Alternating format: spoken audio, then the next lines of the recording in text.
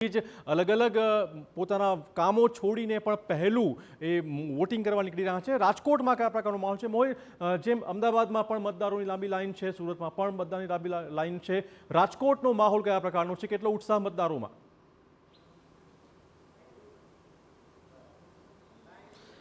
ચિરાગ, જેમ જેમ જે મિનિટો કલાકો વીતતી જશે તેમ તેમ મતદારોનો ઉત્સાહ છે તે જોવા મળી શકે છે। જો કે હાલમાં 7 વાગ્યાથી જે રાજકોટના જે અલગ અલગ જે મતદાન મથકો છે ત્યાં જે મતદાનની શરૂઆત છે તે થઈ ગઈ છે અને હજુ જે પ્રકારે જે ઉત્સાહ છે તે સિનિયર સિટીઝનોમાં અહીં જોવા મળી રહ્યો છે, કારણ કે સિનિયર સિટીઝનો છે તે પોતાના મતાધિકારનો ઉપયોગ કરવા માટે અહીં મતદાન મથક સુધી પહોંચી રહ્યા છે। જો રાજકોટનો ઓવરઓલ સિનારીઓની વાત કરવામાં આવે તો કુલ 72 બેઠકો છે અને આ 72 બેઠકો માટે કુલ 236 જેટલા ઉમેદવારો છે તે મેદાને છે। જો આખી પ્રક્રિયાની વાત કરવામાં આવે તો 6 જેટલા ઉમેદવારો છે તેમને પોતાની ઉમેદવારી પરત છે તે ખેંચી છે।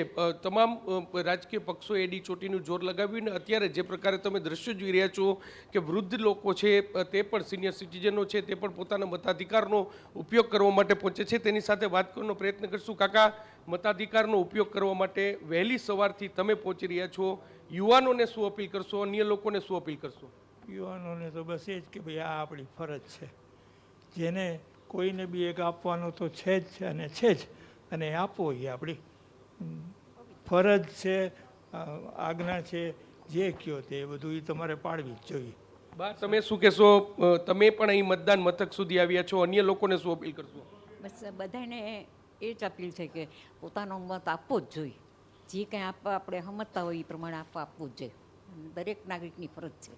સ્પષ્ટપણે ચિરાગ, તમે દ્રશ્યોમાં જોઈ રહ્યા છો કે જે સિનિયર સિટીઝનો છે તે પોતાના મતાધિકારનો ઉપયોગ કરવા માટે વહેલી સવારથી જ મતદાન મથક સુધી પહોંચી રહ્યા છે અને આજે આખો દિવસ જે પ્રકારે જે લોકોમાં ઉત્સાહ છે તે પણ જોવા મળી શકે છે। સૌથી મહત્ત્વની વાત છે કે ગરમીના દિવસો છે અને ગરમીના દિવસોમાં જે રાજકીય પક્ષો પણ એવું ઈચ્છી રહ્યા છે કે 11 વાગ્યા સુધીમાં મહત્તમ મતદાન થાય, જેથી કરીને જે ગરમીમાં જો લોકો ન નીકળે તો તેમને જે ટાર્ગેટ રાખ્યો છે તે પૂરો થઈ શકે। જો રાજકોટ જો શહેરની વાત કરવામાં આવે તો કુલ જે 72 બેઠકો છે જેમાં જે કુલ 236 જેટલા ઉમેદવારો છે તે મેદાને છે। આ જ પ્રમાણે જો સ્થાનિક સ્વરાજની ચૂંટણીની વાત કરવામાં આવે તો જિલ્લા પંચાયતની કુલ 36 બેઠકો છે જેમાં 109 જેટલા ઉમેદવારો છે તે ચૂંટણી લડવાના છે। તમામ મતદાન મથક પર જે લોકોને બેસવા માટેની પણ વ્યવસ્થા કરવામાં આવી છે, પાણીની પણ વ્યવસ્થાઓ છે તે કરવામાં આવી છે। શાંતિપૂર્ણ માહોલમાં મતદાન થાય તે માટેની વ્યવસ્થાઓ છે તે વહીવટી વિભાગ દ્વારા કરવામાં આવી છે અને 7 વાગ્યાની સાથે જ આ મતદાન છે તેની શરૂઆત થઈ છે। એક સમાચાર છે ચિરાગ તે સામે આવી છે, રાજકોટના જે વોર્ડ નંબર 7 છે તેમાં મોકપોલ દરમિયાન એક ઈવીએમ છે તેમાં ખામી છે તે સર્જાઈ હતી અને તે ઈવીએમ છે તે બદલાવાની નોબત છે તે પણ પડી હતી, પરંતુ જે બાકી અન્ય સ્થળો પર અન્ય જે બૂથો છે ત્યાં શાંતિપૂર્ણ માહોલમાં અત્યારે આ મતદાન છે તે ચાલી રહ્યું છે અને સવારથી જ જે મતદારો છે તે પોતાના મતાધિકારનો ઉપયોગ કરવા માટે જે પહોંચી રહ્યા છે। આ પ્રકારના જે સિનિયર સિટીઝનો છે તેઓ પણ વહેલી સવારથી મતદાન મથક સુધી પહોંચી રહ્યા છે, જે યુવાનો માટે પણ જરૂરથી એક પ્રેરણા છે તે બની શકે અને દરેક લોકોએ પોતાના મતાધિકારનો ઉપયોગ કરવો અને TV9 પણ દરેક લોકોનો જે અપીલ છે તે કરી રહ્યા છે કે દરેક વ્યક્તિએ પોતાના મતાધિકારનો ઉપયોગ કરવા માટે મતદાન મથક સુધી જલ્દીમાં જલ્દી પહોંચવું। બિલકુલ, તો અમદાવાદ, રાજકોટ અને સુરતમાં મતદારો અત્યારે સવારમાં જ ઘરની બહાર નીકળી ચૂક્યા છે। વડોદરા શહેરમાં કયા પ્રકારનો માહોલ છે વોટિંગનો? વધુ વાત કરવા જોડાશે અંજલિ, કયા વોર્ડમાં ઉપસ્થિત છો અને મતદારો કેટલા ત્યાં પહોંચી રહ્યા છે?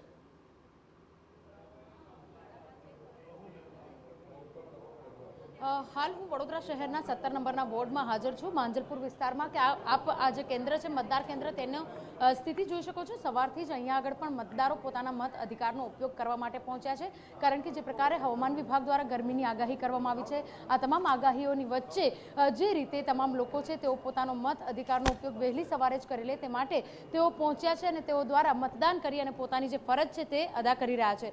મતદારો, મહિલા મતદારો પણ અહીંયા આગળ પહોંચ્યા છે, તેમની સાથે વાત કરીશું। જે રીતે આપ વહેલી સવારે જ આપનું મતદાન કરવા માટે પહોંચ્યા છો, મત અધિકારનો ઉપયોગ કરવા માટે શું કહેશો?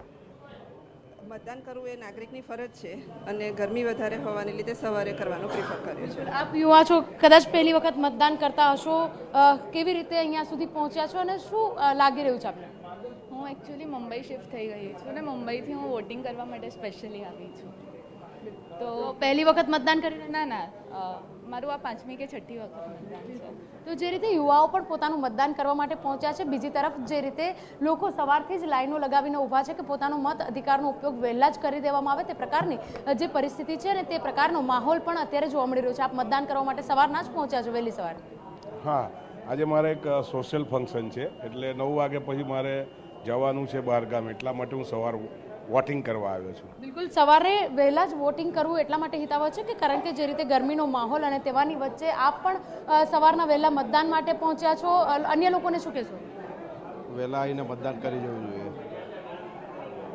બિલકુલ, તો લોકો જે રીતે કહી રહ્યા છે કે મતદાનનો ઉપયોગ, પોતાનો જે મત અધિકાર છે તેનો ઉપયોગ કરવો જ જોઈએ અને તેના માટે તેઓ દ્વારા સવારથી જ લાઈનો લગાવવામાં આવી છે. બીજી તરફ જો વાત કરીએ તો શહેરના એક જે સેન્ટર છે ત્યાં આગળ 4 થી 5 જેટલા બૂથ છે કે જેની અંદર મતદાન માટેની જે પ્રક્રિયા છે અને મતદાન માટેનું જે આયોજન છે તે કરવામાં આવ્યું છે, જેને લઈને વડોદરા શહેરમાં કુલ 12 લાખ જેટલા મતદારો છે, મહિલા અને પુરુષ મતદારો. તેઓની સાથે સાથે તમામ જે લોકો છે તેઓ લોકો દ્વારા પોતાનો મત અધિકારનો ઉપયોગ કરવા માટે પહોંચ્યા છે. જે રીતે વાત કરીએ કે એસઆઈઆરની પ્રક્રિયા કરવામાં આવી હતી, ત્યારબાદ 6000 જેટલા મતદારો એવા હતા કે જેઓનું નામ અપડેટ નહીં થયું હોવાના કારણે આજે તે લોકો પોતાના મત અધિકારનો ઉપયોગ કરી શકશે નહીં. પરંતુ જે રીતે વિધાનસભાના મુખ્ય દંડક બાલકૃષ્ણ શુક્લા અને તેમનો પરિવાર પણ આ જ સેન્ટર પર મતદાન કરવા માટે થોડા સમયમાં પહોંચશે, ત્યારે વડોદરા શહેરમાં પણ માહોલ જામ્યો છે, માહોલ દેખાઈ રહ્યો છે. કારણ કે જે રીતે સ્થાનિક સ્વરાજ્યની ચૂંટણી અને છેલ્લા 10-12 દિવસથી જે રીતે ચૂંટણીને લઈને સતત ચર્ચાઓમાં રહ્યા હતા તે પ્રમાણે જ હાલ જે રીતે મતદાન છે, સવારે 7 વાગ્યાથી તમામ લોકો પોતાના મત અધિકારનો ઉપયોગ કરવા માટે વહેલી તકે પોતાનું મતદાન થઈ જાય તે માટેનું આયોજન કરી અને તો આજે છે મતદારોનો દિવસ. આજે મતદારોનો દિવસ છે. અલગ અલગ નેતા પોતાના પરિવાર સાથે પહોંચી રહ્યા છે. અમદાવાદની વાત કરીશું. અમદાવાદમાં પૂર્વ standing committee chairman Hitesh Barot પણ પરિવાર સાથે વોટિંગ કરવા પહોંચ્યા હતા. તેમણે મતદારોને શું અપીલ કરી છે, સાંભળીએ. શહેરના વિકાસ માટે ભારતીય જનતા પાર્ટીના ઉમેદવાર તરીકે આજે મતદાન કરી ખૂબ શહેરના વિકાસ થાય એ માટે મતદાન કર્યું છે અને આ વિકાસની સાથે જે રીતે આપ જોઈ રહ્યો છો લોકો જનમત માટે નીકળ્યા છે એ જોઈને ખૂબ હર્ષની લાગણી થાય છે કે કોઈ મતદારો સૌથી વધુ મતદાન કરે અને આપણી પવિત્ર ફરજ નિભાવે. દરેક મતદારે મતદાન કરવું ફરજિયાત છે અને એવું રીતે જ મતદાન કરવું જોઈએ કે જેથી કરીને આપણા શહેરનો વિકાસ થાય. કેવો કેટલો વિશ્વાસ જીતનો અને અમદાવાદ મહાનગરપાલિકામાં ભાજપની સંખ્યા? અમદાવાદ મહાનગરની અંદર ભારતીય જનતા પાર્ટીના દરેક વોર્ડમાં કમળ ખીલવાનું છે, એમાં કોઈ શંકાને બે. તો ચોક્કસ હિતેશ બારોટ એ ભાજપના અમદાવાદ કોર્પોરેશનના વોર્ડમાં ઉમેદવાર છે. તેમણે પણ વધુને વધુ વોટિંગ માટે અપીલ કરી છે. સાથે જ જીતના દાવાઓ પણ અલગ અલગ રાજકીય પક્ષો પોતાના કરી રહ્યા છે. પોતાના તરફી મતદાન થઈ રહ્યું છે, આ પ્રકારના દાવા ચોક્કસ રાજકીય પક્ષના નેતાઓ કરી રહ્યા છે. પરંતુ આપ સૌને વાતની અપીલ છે, TV9 પણ અપીલ કરી રહ્યું છે કે ઘરની બહાર નીકળો. અત્યારે ગરમી ઓછી છે, માટે મતાધિકારનો ઉપયોગ કરો. લોકશાહીના આ પર્વમાં મજબૂતાઈથી ભાગ લો, વોટ કરો ગુજરાત, આ વારંવાર અપીલ કરી રહ્યું છે TV9 ગુજરાતી. આ 25,000થી વધુ ઉમેદવારો વચ્ચે આજે જંગ ખેલાઈ રહ્યો છે. સીધી ટક્કર છે 3 મુખ્ય પક્ષો વચ્ચે, ભાજપ, કોંગ્રેસ અને આપ વચ્ચે. પરંતુ આપ પણ ઘરની બહાર નીકળો અને મતદાન મથકે પહોંચો અને મતાધિકારનો ઉપયોગ કરો. લગભગ 4 કરોડથી વધુ મતદારો આજે મતાધિકારનો ઉપયોગ કરવાના છે. પુનરાવર્તન થશે કે પરિવર્તન થશે, જે કંઈ પણ થાય, પરંતુ આપણા સૌની ફરજ છે લોકશાહીના પર્વમાં ઉત્સાહભેર ભાગ લઈએ અને વોટિંગ કરીએ.